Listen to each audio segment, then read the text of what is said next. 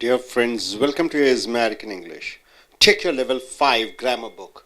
The topic here is direct to indirect speech, 29th video on direct and indirect speech.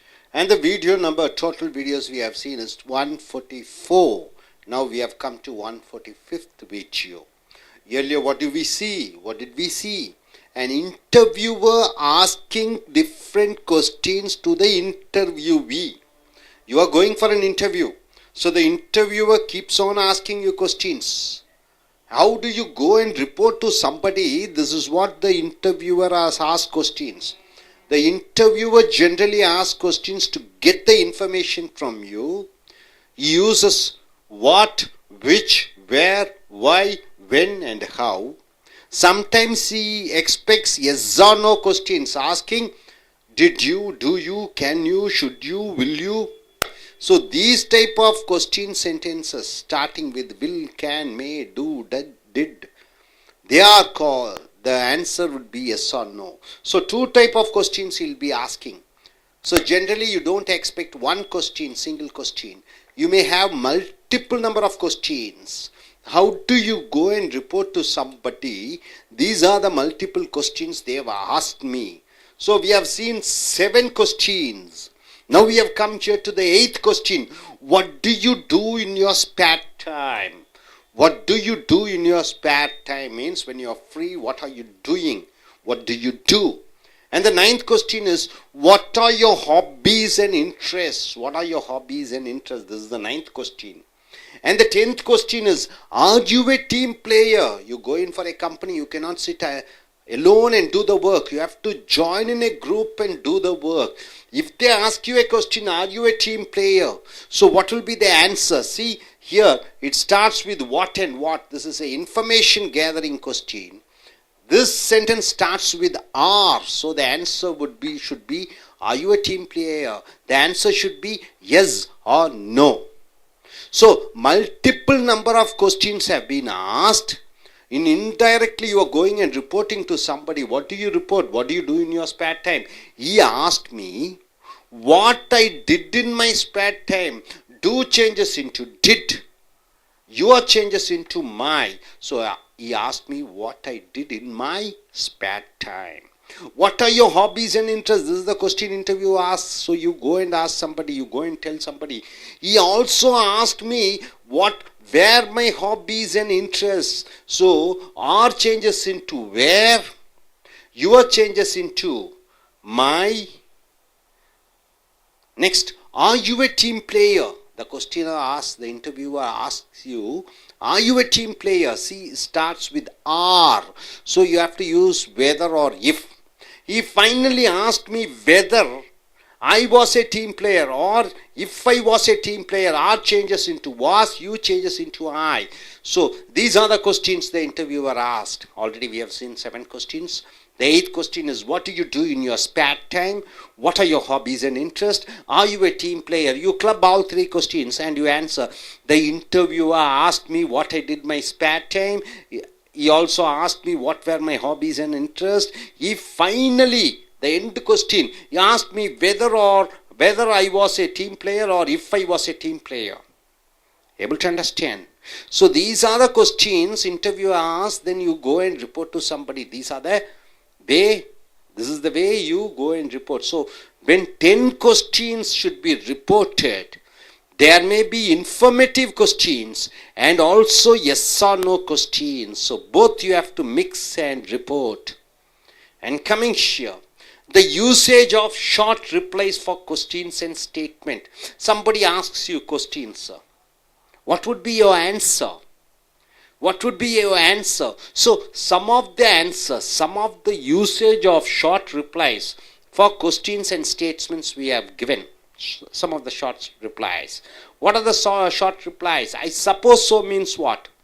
You partially agree with them. I suppose so. They ask you, for example, who will win the prime minister? Who will be the prime minister? Mr. Rahul Gandhi, Modi or Kejriwal? You say Kejriwal or you say Modi, and I partially agree with you by saying I suppose so or I hope so. You ask a question. Will you get a promotion? I hope so. I am afraid so. I am afraid so. I think it's going to rain heavily. I am afraid so means you agree with that. I think so. Somebody asks you a question, you answer, I think so. I say, what do I say? Mumbai is very costly for living. I say. And you say, so am I. So even I think like that. I guess so. You ask a question and you say, yes, I guess so. Yes, I have. Do you have money? Yes, I have. Neither do I. I ask you, I don't have money. You reply to me, neither do I have means even I don't have money. I cannot buy a car. You say, nor can I. Even I cannot buy a car. So these are the short replies for questions. Neither have I. Even I don't have. Do you have money? I don't have money. Neither have I. I hope not. Guess what? Guess what? How do you, when do you say the answer? Guess what? I expect so. I expect so. My uncle will be coming, our uncle will be coming today evening. I expect so. So do I. With high regards. With high regards means where do you use this phrase with high regards? You say, I don't want to offend you. I don't want to insult you. With high regards, could you tell me about your weakness, about your problems with high regards? By God's grace, you reply, by God's grace, I am quite satisfied with my job. So these are the short replies which you use in your day-to-day conversation. See, I suppose so. Will Modi be the Prime Minister of India? Will Modi be the Prime Minister of India? And what is the answer you say? I suppose so means I think so. I don't suppose so. How do you say I don't suppose so? Suppose somebody asks you, will Modi be the Prime Minister? And you don't agree with him, you say, I don't suppose so. If you agree with the question, you say, I suppose so. If you don't agree with the question, you say, I don't suppose so. Hope you're able to understand. So my dear friends, so what we have seen is multiple questions. If what, when, which, where is there, you are just putting what, when, which, where, and you are also using, what is that? The verb changes. Suppose if it's yes or no questions, you are using whether. When there are multiple number of questions, when you go and report quite a lot of questions, what they have asked, then you have to combine everything and give a mixed the question sentences. Now coming here, the usage of short replies we have seen. Generally, nearly we have seen around 16 short replies. I suppose so, I hope so, I am afraid so, I think so, so am I guess so, yes I have, neither do I, nor can I. Neither have I hope not, guess what, I expect so, so do I, with regards, by God's grace. So one word we are saying, I suppose so means you are partially agreeing with them. I don't suppose so, you are not agreeing with them. Hope you are able to get it. Okay. நண்பர்களே, உங்களுடைய level 5 grammar புக்கை எடுத்துக்கொள்ளுங்கள். நேர்கூற்று direct speech, indirect அயற்கூற்று speech. இது 29வது வீடியோவை பார்க்கிறீர்கள். மொத்தம் வீடியோகள் 144ஐ பார்த்திருக்கிறோம். இப்பொழுது நாம் பார்க்கக்கூடிய வீடியோ நம்பர் 145. நேர்கூற்றிலிருந்து அயற்கூற்றுக்கு மாற்றும் பொழுது எப்படிப்பட்ட வாசகங்களை பயன்படுத்த வேண்டும் என்று பார்க்கிறீர்கள். உதாரணத்திற்கு யூசிங் வெதர். வெதர் என்றால் என்ன? உண்டா இல்லையா? இஃப் என்றாலும் உண்டா இல்லையா? If there are no informative question words, ஒரு கேள்வி வாக்கியத்திலே வாட் இல்லை என்றால், விச் இல்லை என்றால், வேர் இல்லை என்றால், வை இல்லை என்றால், ஹவ் இல்லை என்றால், அதை மற்றவர்களிடம் போய் நீங்கள் சொல்லும் பொழுது வெதர் அல்லது இஃப்பை பயன்படுத்த வேண்டும். ஏற்கனவே நேர்முக தேர்வாளர் 7 கேள்விகளை கேட்டிருக்கிறார். அதை நீங்கள் மற்றவர்களிடம் போய் அவர் எப்படி கேள்வி கேட்டார் என்று நீங்கள் சொல்கிறீர்கள். இப்பொழுது 8வது கேள்வி வாக்கியத்திற்கு வந்திருக்கிறீர்கள். What do you do in your spare time? நீங்கள் சும்மாக இருக்கும் பொழுது, எந்த வேலையும் இல்லாமல் இருக்கும் பொழுது, ஓய்வாக இருக்கும் பொழுது நீங்கள் என்ன செய்வீர்கள் என்று கேள்விகள் கேட்கும் பொழுது நீங்கள் எப்படி மற்றவர்களிடம் போய் சொல்வீர்கள்? ஆஸ்ட் மீ, அவர் என்னிடம் கேட்டார், what I did in my spare time, என்னுடைய பொழுதுபோக்கான நேரங்களிலே நான் என்ன செய்வேன், ஓய்வாக இருக்கும் பொழுது என்ன செய்வேன் என்று அவர் கேட்டார். யார் கேட்டார்? நேர்முக தேர்வாளர் கேட்டார். ஸோ டூ என்பது டிட்டாக மாறிவிடுகிறது. செய்கிறேன் என்பது செய்தேன் என்று வருகிறது. யுவர் என்பது மை, உன்னுடைய என்பது என்னுடைய என்று மாறிவிடுகிறது. யூ என்பது மீயாக மாறிவிடுகிறது. What do you do in your spare time, நீ உன்னுடைய ஓய்வு நேரங்களில் என்ன செய்வா என்று அவர் கேட்டார். அப்ப நான் என்னுடைய ஓய்வு நேரங்களில் என்ன நான் செய்வேன் என்று அவர் கேட்டார் என்று மற்றவர்களிடம் போய் சொல்கிறீர்கள் அவர் கேட்ட கேள்வியை. What are your hobbies and interest, உன்னுடைய பொழுதுபோக்குகள் என்ன, உன்னுடைய ஆர்வங்கள் என்ன என்று நேர்முக தேர்வாளர் கேட்கிறார். அதை நீங்கள் மற்றவர்களிடம் போய் எப்படி சொல்வீர்கள்? He also asked me, நேர்முக தேர்வாளர் மேலும் கேட்டார், what were my hobbies and interests, என்னுடைய பொழுதுபோக்குகளும் ஆர்வங்களும் என்னவாக இருந்தன என்று அவர் கேட்டார். ஸோ ஆர் என்பது வேறாக மாறிவிடுகிறது, யுவர் என்பது மையாக மாறிவிடுகிறது. அடுத்தது இது ரெண்டுக்கும் வாட்டுன்னு தகவல் வாக்கியங்களை பார்த்தீர்கள். இங்கே ஆறிலிருந்து ஆரம்பிக்கிறது. Are you A team player, நீ ஒரு கூட்டாக வேலை செய்யக்கூடியவனா, மற்றவர்களுடன் கலந்து வேலை செய்யக்கூடியவனா என்று கேள்விகள் கேட்கும் பொழுது அதை மற்றவர்களிடம் போய் சொல்கிறாய். அவர் இறுதியாக, ஏன்னா 10வது கேள்வி, அவர் இறுதியாக கேட்டார். he finally asked me, வெதரை போட்டு விடுகிறீர்கள். Whether I was a team player, நான் ஒரு கூட்டாக வேலை செய்யக்கூடியவனா இல்லையா என்று அவர் கேட்டார். அல்லது if I was a team player, நான் ஒரு கூட்டாக வேலை செய்யக்கூடியவனா இல்லையா என்று அவர் கேட்டார். ஸோ நண்பர்களே, ஒரு கேள்வி, அந்த கேள்வியை மற்றவரிடம் போய் சொல்வது ஒன்றும் பெரிய விஷயம் இல்லை. ஒருவர் 10-15 கேள்விகள் கேட்கிறார், ஒரு நேர்முக தேர்வாளர் 10 கேள்விகள் கேட்கிறார். அந்த கேள்விகள் என்னென்ன கேட்டார் அவர் என்பதை மற்றவர்களிடம் போய் சொல்லும் பொழுது அந்த தகவல் அறியக்கூடிய வாக்கியங்களாக இருக்கும். What, which, where, when, why, how, இதை வைத்து ஆரம்பிக்கக்கூடிய வாக்கியங்களாக இருக்கும். அல்லது ஆமாம் இல்லை பதில் வரக்கூடிய கேள்வி வாக்கியங்களான are, where, did, do, has, can, may, shall, இதை வைத்து ஆரம்பிக்கக்கூடிய வாக்கியங்கள் ஆமாம் இல்லை கேள்வி வாக்கியங்களாக இருக்கும். இரண்டையும் கலந்து 10 விதமான கேள்விகளை அவர் கேட்டார் என்று பல கேள்விகளை அவர் கேட்டது போல நீங்கள் மற்றவர்களிடம் சொல்லும் பொழுது இந்த நேர்கூற்றிலிருந்து அயற்கூற்றுக்கு எப்படி மாற்றி அமைக்க வேண்டும் என்பதை அறிந்து கொள்ள வேண்டும். யூசேஜ், பயன்பாடு ஆஃப் த ஷார்ட் ரிப்ளைஸ், ஒருவர் கேள்வி கேட்கிறார், நீங்கள் பதில் சொல்கிறீர்கள். ஃபார் கொஸ்டின்ஸ் அண்ட் ஸ்டேட்மெண்ட்ஸ், கேள்விகளாக அவர்கள் கேட்கும் பொழுது, ஸ்டேட்மெண்ட்டாக நீங்கள் சொல்லும் பொழுது என்னென்ன குறுகிய பதில்களை கொடுக்கிறீர்கள். தகவல் பெரிதாக கொடுக்க வேண்டாம், குறுகிய பதில்கள். உதாரணத்திற்கு ஐ சப்போஸ் சோ, அப்படித்தான் நானும் நம்புகிறேன். ஐ ஹோப் சோ, நானும் அதைத்தான் நம்பிக்கையுடன் அல்லது நம்புகிறேன், எதிர்பார்க்கிறேன். ஐ எம் அஃப்ரைட் சோ, அப்படி நடக்கும் என்று அச்சப்படுகிறேன். ஐ திங்க் சோ, அப்படித்தான் இருக்கும் என்று நான் நினைக்கிறேன். சோ am I, நானும் கூடத்தான் அப்படியாக இருக்கிறேன். ஐ கஸ் சோ, அப்படித்தான் இருக்க வேண்டும் என்று நான் ஊகிக்கிறேன்.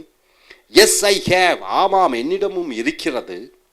நெய்தர் டு ஐ, என்னிடம் கூட இல்லை. நார் கேன் ஐ, என்னாலும் கூட முடியாது. நெய்தர் ஹேவ் ஐ, என்னிடம் கூட இல்லை. ஐ ஹோப் நாட், நான் இல்லை என்று நம்புகிறேன். கெஸ் வாட், என்னவாக இருக்கும் என்று ஊகித்துப்பார். ஐ எக்ஸ்பெக்ட் சோ, நானும் அதையைத்தான் எதிர்பார்க்கிறேன். சோ டு ஐ, நானும் கூடத்தான்.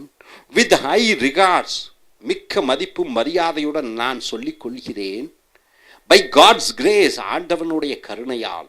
ஸோ இந்த சொற்றொடர்களை நீங்கள் பதிலாக சொல்கிறீர்கள், சில சமயங்கள் கேள்வியாக சொல்கிறீர்கள். உதாரணத்திற்கு ஐ சப்போஸ் சோ, நானும் நம்புகிறேன். Modi be the prime minister of India, Narendra Modi அவர் பிரதம மந்திரி தேர்தலிலே பிஜேபி சார்பிலே நிற்கிறார். ஒருவர் கேள்வி கேட்கிறார் என்னிடம், will Modi be the prime minister of India, Modi பிரதம மந்திரியாக இந்தியாவினுடைய பிரதம மந்திரியாக ஆவார்களா? நீ அந்த கேள்வியுடன் ஒற்று போகக்கூடியவராக இருந்தால், உன்னுடைய கருத்து அந்த கேள்விக்கு ஒற்று போகக்கூடியதாக இருந்தால், ஐ சப்போஸ் சோ, நானும் அப்படித்தான் நம்புகிறேன். சப்போஸ் அது இல்லை, ஐ டோன்ட் சப்போஸ் சோ, நான் அப்படி நினைக்கல என்று சொல்லும் பொழுது, will Modi be the prime minister of India, Modi பிரதம மந்திரியாக இந்தியாவினுடைய பிரதம மந்திரியாக இருப்பாரா? நீ அதற்கு அந்த கேள்விக்கு நீ ஒத்துப்போவனாக இல்லை, அதை மறுக்கிறாய். ஐ டோன்ட் சப்போஸ் சோ, நான் அப்படி நினைக்கவில்லை என்று பதில் கூறுகிறாய். நான் அப்படி நினைக்கிறேன் என்று சொல்லும் பொழுது ஐ சப்போஸ் சோ, நான் அப்படி நினைக்கவில்லை என்று சொல்லும் பொழுது I don't suppose so. So நண்பர்களே, இப்பொழுது நீங்கள் பார்த்தது பல கேள்விகள் ஒருவர் கேட்கிறார். அது தகவல் அறியக்கூடிய வாக்கியங்களாக இருக்கும், கேள்வி வாக்கியங்களாக இருக்கும், அல்லது ஆமாம் இல்லை கேள்வி வாக்கியங்களாக இருக்கும்.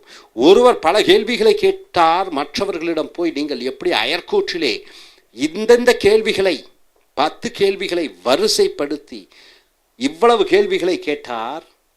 அந்த கேள்விகள் என்னென்ன கேள்விகள் என்று மற்றவர்களிடம் அயற்கூற்றிலே சொல்லும் பொழுது எப்படி உபயோகப்படுத்துகிறீர்கள் என்பதை நேர்முக தேர்வாளர் 10 கேள்விகள் கேட்க, அந்த கேள்விகள் என்னென்ன அவர்கள் உன்னிடம் கேட்டார் என்பதை நீ மற்றவர்களிடம் போய் எப்படி சொல்வா என்பதை இந்த 10 விதமான விடைகளின் மூலமாக நாம் பார்த்திருக்கிறோம்.